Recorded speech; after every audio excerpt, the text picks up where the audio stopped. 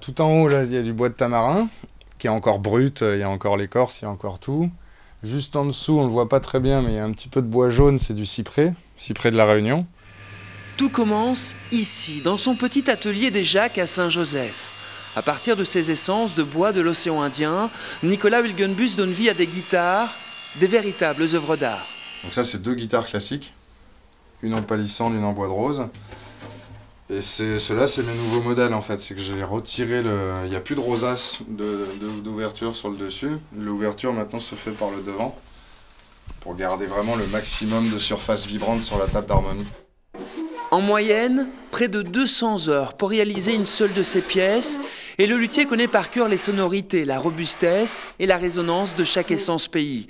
Une passion qui donne vie à ces instruments à cordes uniques. Je travaille souvent en musique. Et l'air de rien, toutes les vibrations qu'il y a dans la maison font vibrer le bois déjà. Ça le prépare déjà à sa future vibration, quoi. C'est comme si elle prenait un peu d'avance par rapport au son qu'elles auront plus tard, quoi. Mais sa plus grande fierté, le manche intégral qu'il a lui-même mis au point et breveté. Une révolution tant mécanique qu'acoustique. Le manche rentre à l'intérieur de la guitare. Il se sépare en lamelles à partir du moment où il rentre dans la caisse.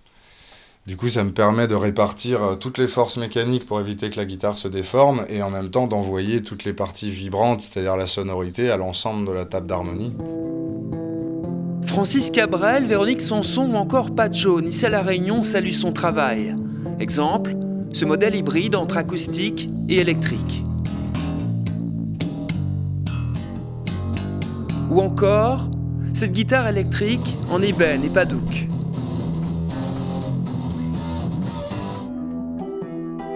Depuis la réalisation de sa première guitare à 15 ans, Nicolas Wilgenbus n'a jamais cessé de faire vibrer ses passions, la musique et le bois, jusque dans les veines.